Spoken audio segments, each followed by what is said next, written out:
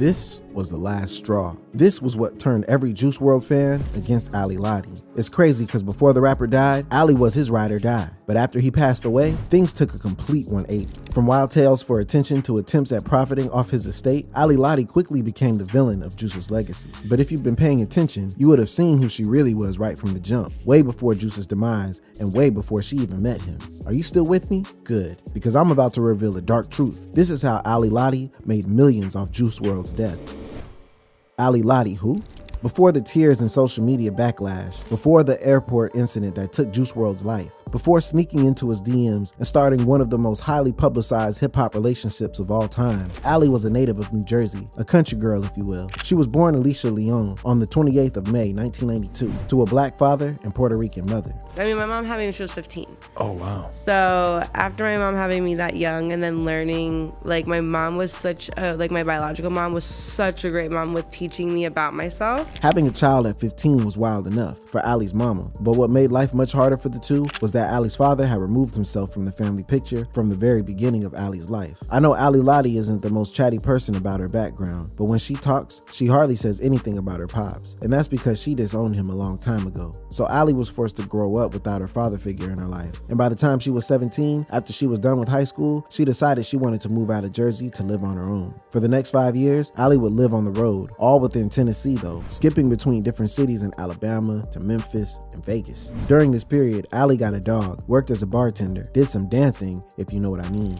and had a curious yet mildly successful career as a part-time gambler. On one hand, she was making a lot of money, enough to fund her nomadic lifestyle for that stretch of time, but on the other hand, she was losing quite a sum. According to her, the largest she'd ever been forced to give up in one sitting was 30 grand. By the way, the particular incident was what convinced her to quit gambling. Now, you know there's some truth to Ali's claim since she had money before she met Juice. But wait a minute, it's not all clear. Because if you're as analytical as me, you're probably wondering how she made that much money. Personally, I know a thing or two about stripping and bartending, and I can tell you for free that it ain't the type of work that funds a gambling habit, and definitely not the type that cough up as much as 30 grand. Yeah, did a couple tours, did a couple this, did a couple that. Yeah, I would go with my friend. I've been in this I guess what, industry for a minute. Industry? Tours? You know what she's really talking about here. Before Juice, Ali Lotti was for the streets. And believe me fam, I'm not shaming nobody. A girl's gotta do what a girl's gotta do. But since we both know you won't be hearing the truth of these industry tours from Ali, I'll help you out with the details. First, we need receipts. And I don't think anything comes as close as this tweet from April 2018. A few months before she and Juice made it official, where she said, "Not your boyfriend anymore, I'm with your favorite rappers." Now, if you think she's referring to Juice, I'd ask you to be more open-minded, because in the other tweet from a few months back in 2017, she was professing love for Trippie Redd on the Wrld app. But then again, that could easily mean anything and nothing. People talk shit they don't mean on Twitter all the time. You know how many times I've tweeted love for Coi Leray? It don't mean I'm jumping PJs to LA for some of that. I'm not, trust me. But since we are already on the subject, 2 months before Juice and Ali became official, she tweeted something about meeting up with Offset in Colorado. And I'm inclined to believe it was more than just a meet and greet. However, she wasn't in the air with rappers. Ali was in their DMs. I mean, that's how she got Juice's attention. She shot him one. But I don't need to tell you that he wasn't the first. Some hacker got into her iCloud and was able to get his hands on a couple of messages that showed how Ali DM'd the then 17-year-old Lil Pump. Now, like I said before, it's all speculations based on verifiable evidence. The tweets are still there on her timeline, so you can go and check yourself and draw up your own conclusions. For now, let's move on to one of the greatest highlights of Ali's life, the extended months of intense twisted romance that she shared with Juice. Love and drugs. Whoever the this kid, like I couldn't even make out his face or who he was, right? I was like, I don't know who the this kid is, but because I don't know what version I was watching of this, because it was so new. You know what I mean? Like, I was like, this is, if I made music, like if I knew how, like if I didn't sound like Fran Dresser, like this is what I would do. This sounds pretty on paper, but those who have been down the rabbit hole of Ali's life before Juice know this isn't entirely true. Because before she met Juice in person, she wasn't really sold on his music, and that's putting it mildly. In this IG live, taken some months before she met Juice, Ali disses his music. Then she says rappers like him are the reason she can't listen to the radio. She also says she has to stop rappers before commenting on the size of Juice's.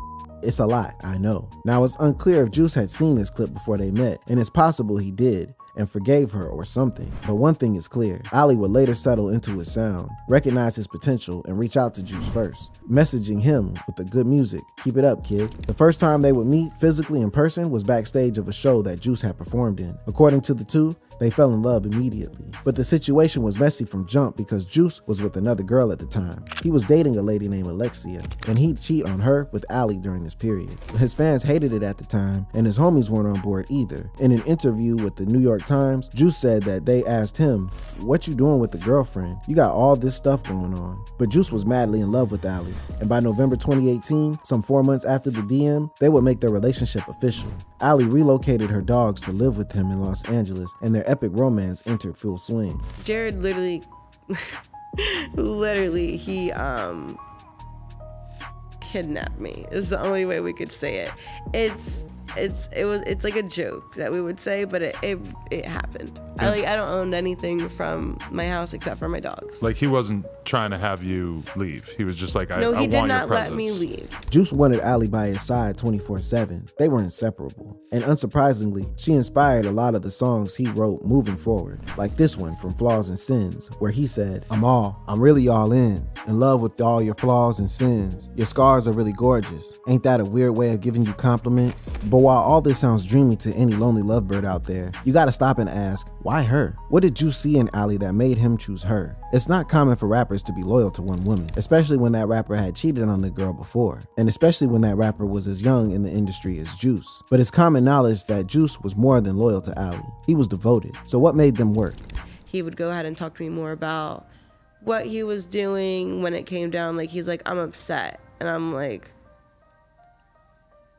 okay, what's up? You know what I mean? You're not used to guys hitting you with that? Yeah, no, I did not. I'm like, bro, what do you mean? And then he's like, da-da-da-da. I'm like, bro, you're just having a panic attack. Like, sit down. Well, it turns out that Ali understood Juice more than anyone who was around him at the time. Every fan knows well enough how in touch Juice was with his feelings. It was what made his music so good. He wore his heart on his sleeves. He was that sensitive. So he needed someone other than his fans and crew that he could lay bare all that sensitivity. That person turned out to be Ali. She understood him quickly and allowed him to feel safe with her. Ali would later reveal that they often talked for hours about everything from music to personal struggles, and that he supported her as much as she supported him. So their intimacy grew. Soon, we saw them with matching tattoos. Soon, he was bringing her on the stage in front of tens of thousands of his fans to the sound of Hear Me Calling. And soon, their epic love made a permanent imprint on the internet. But underneath all that sweet, sweet loving was a malevolent darkness. A darkness that Ali was complicit in. A darkness that she says she tried to pull him out of. Because while at one end of the room, they were all sunshines and roses, at the other end, the hip-hop couple had become junkies. Giving up their old girls for an autograph of the pic. This was just one of many instances of drug use between the two. It was on display.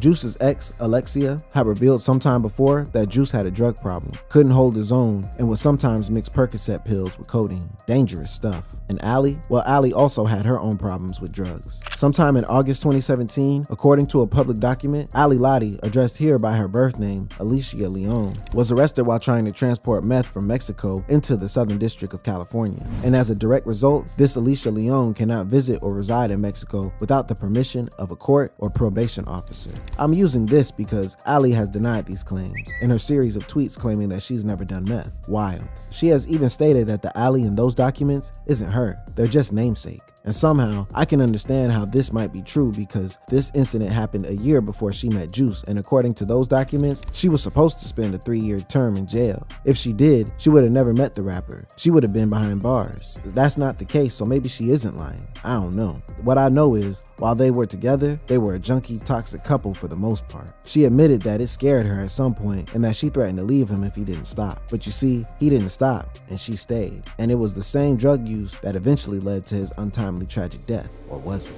Ali's rabbit hole of disrespect. This morning, so many questions as to how a seemingly healthy 21-year-old could die so unexpectedly. On the 8th of December 2019, Juice WRLD was on a PJ flying with Ali and his crew into Chicago from Los Angeles when some of his homies on the ground buzzed them about the feds being on the ground with dogs wanting to search their luggage for guns and narc. Someone had snitched.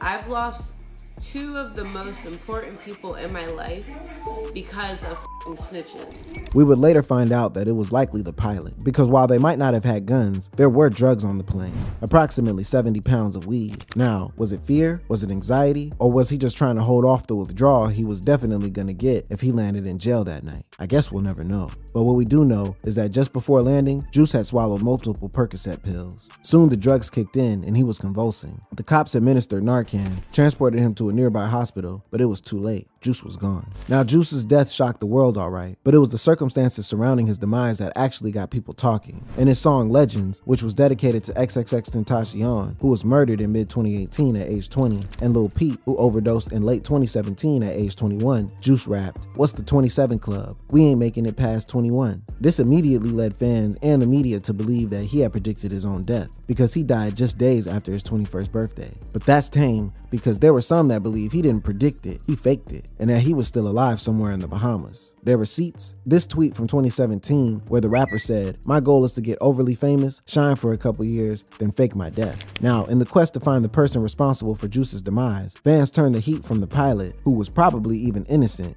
to Ali Lotti. Why? Well, it boils down to the 70 pounds of weed the feds found. Why on earth would Juice and his crew transport that much weed? There was no way it was just for them. One rumor was that his homies wanted it for a birthday party they planned for him because they hadn't been able to do anything on his actual day. Another rumor that actually began to make sense to fans was that Ali was in fact a drug dealer. I know. We've already gone through this. And she's clean, right? Yeah, kinda. You know, I would have been happy to go along with the whole Alicia Leon is just a namesake theory if the same lady didn't get busted this January on drug charges. What drugs, you ask? The unholy trinity: meth, cocaine, and some good old heroin. Now, remember when she said she didn't know anything about meth? Well, turns out she was lying. Now, these charges were dropped, but she also bagged another charge of misdemeanor and theft of property. She pleaded guilty to misdemeanor possession of instruments of crime and got a 1-year suspended sentence and 6 months probation. The only reason she didn't get thrown into jail was because she's been good in the eyes of the law so far. Well, that's for the law. For the fans, Ali still had a lot of beef running, because Ali wasn't alone when all those charges was dropped on her. She was with her new lover, a guy named Carter Jameson, who was some agency scammer kid who stumbled on some money. How young was this Jameson fella? Well, he was 19 when they both got arrested. And just for research purposes, how old was Ali at the time? 29. She was 29, ladies and gentlemen. I won't say nothing. Now, it's okay if Ali wants to move on. In fact, it's for the best. The lady reportedly got pregnant 3 times for Juice and lost the pregnancy each time. I can't even imagine the layers of trauma if it's true. But I guess what really pissed Juice fans off was how Ali Lotti started giving her new boyfriend some of her former lover's items. First, it was Juice's jacket. Then, our new kid Jameson popped on the TL sporting one of Juice's Rolexes, the one with the blue face, playing the rapper's music in the background and what was most likely some sad attempt at paying homage to Juice's name. Because I don't want to believe he was trying to deliberately disrespect the dead rapper. But hey,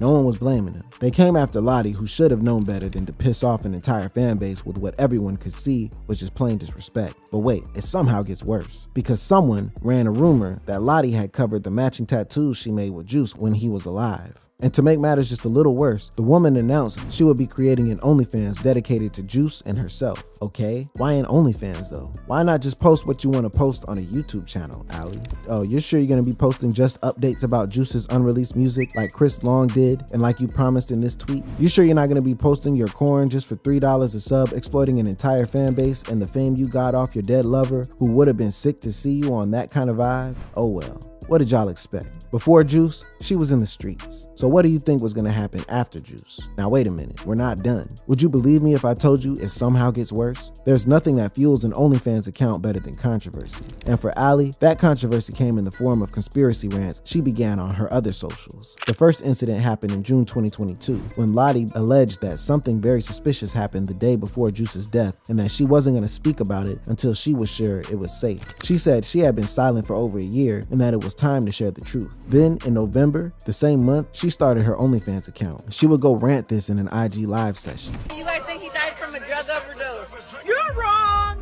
You're wrong! Literally, you're wrong! So dick, okay? Suck a dick. There's a lot of y'all don't know that I grieve through myself At the time, there was already enough confusion about the nature of Juice's death, so her claim was just kinda added to it. Was she telling the truth? Was she handling her grief badly, or was she on drugs? Or wait, was she straight up lying to drive traffic to her OnlyFans account? There were fans that didn't want to believe this last one, but there were no receipts for her wild claim. And as you might have probably guessed by now, it was clear that Ali was making a lot of money from the platform. How much? Well, when you consider that the highest earning OnlyFans creator makes at least $1 million every month, and when you consider that Ali would be at least in the league of mid to high earners, if not close to the top 10%, you wouldn't be wrong to assume she's cashing 5 to 6 figures every month. For someone who had been loud about protecting the late rapper's legacy, Ali Lotti's been going in the opposite direction, and the fans haven't and most likely won't stop coming for her. Oh, one fan recently tweeted, Asian Doll and Ali Lotti competing for worst girlfriend to their deceased boyfriends. Another fan responded to that tweet saying that she was actually worse than Asian Doll. Another tweeted, Ali Lotti could have been a perfect advocate for going against drug abuse, but she's done nothing since Juice died. If she did nothing, I'm sure everyone will be cool with her, but she did more than nothing, and that is the problem.